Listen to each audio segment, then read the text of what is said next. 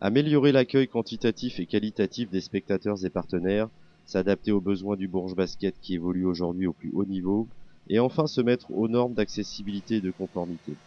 Voici ce qui a justifié ce gigantesque chantier du Palais des Sports du Prado, démarré en août 2013. Et le planning, aussi ambitieux que la transformation même du site, sera tenu avec une ouverture au public programmée à la mi-octobre. Le mastodonte aura bien la capacité d'accueillir jusqu'à 5027 supporters, dont 1800 en place VIP. Le terrain sera conforme aux critères de compétition de niveau international de basket, mais servira aussi aux autres rendez-vous de handball, volleyball et badminton. Et il s'agit bien d'une prouesse technique où chaque minute d'intervention des entreprises doit être millimétrée au regard de la grande contrainte de temps. Et c'est surtout grâce à ces mêmes entreprises, principalement locales et régionales, que le pari est en passe d'être gagné. Le nouveau Palais des Sports a revêtu son enveloppe définitive, au-dessus de l'ancien parquet qui a d'ores et déjà disparu. Les sièges des gradins, chargés de tant de sauts de joie et de trépignements, ne font plus qu'un tas de vieux plastiques à évacuer. Alors déjà, ça se passe bien, ça se passe très bien. On est dans les délais, c'est important parce qu'on a une contrainte calendaire qui est très forte. On a une saison qui va attaquer dans la première quinzaine du mois d'octobre, donc on n'a pas le droit de ne pas être présent au rendez-vous. Après, sur le phasage de chantier, vous l'avez vu, là, on a vraiment attaqué l'intérieur, on n'a plus de sièges, on n'a plus de gradins, on a fait une ouverture pour évacuer le parquet. Tout ça pour justement tout remettre aux normes et rendre une salle conforme aux attentes et aux exigences de la fédération et du club.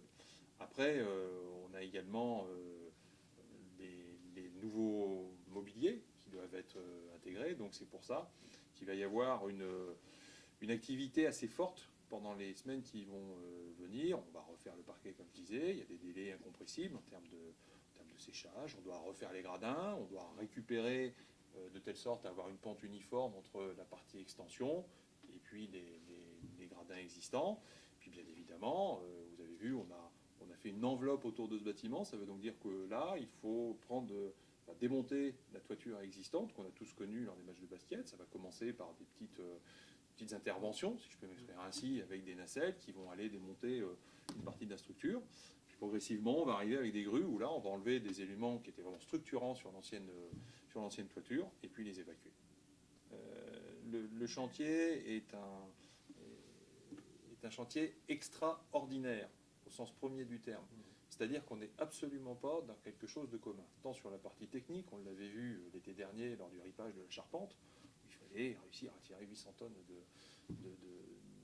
de charpente pour justement créer cette enveloppe. Et puis, en termes de réalisation, effectivement, il y a un autre paramètre qui est très important. Sur un chantier, on évite de faire venir les gens.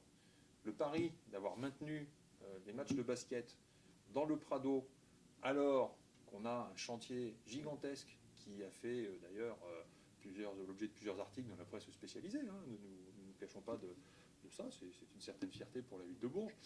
Donc réussir à faire venir 2600 personnes à travers tout ce qu'on a vu sur le chantier, que ce soit le bardage, des aciers entreposés, les entreprises, les camions, les véhicules, je crois que c'est vraiment effectivement un chantier qui sort du quotidien et de l'ordinaire. La météo a été clémente, ça là-dessus effectivement on ne va pas s'en plaindre. La fin étant prévue au mois d'octobre, même si on a des travaux extérieurs, on est en droit d'espérer que les températures resteront compatibles avec des travaux extérieurs. Nous sommes dans une bonne période. Non, plus sérieusement, oui, la météo a été assez favorable, plutôt favorable. Maintenant, on n'est pas à l'abri d'une surprise, mais le stade d'avancement, les compétences montrées tant par les services que par les entreprises nous permettent d'être totalement optimistes et on sait qu'on peut s'appuyer sur une équipe pluridisciplinaire qui sera gérée et menée à terme et surtout à bon port la réalisation de cette infrastructure. Le rendez-vous est donc bien donné pour l'ouverture de la prochaine saison des Tangos à la fin octobre.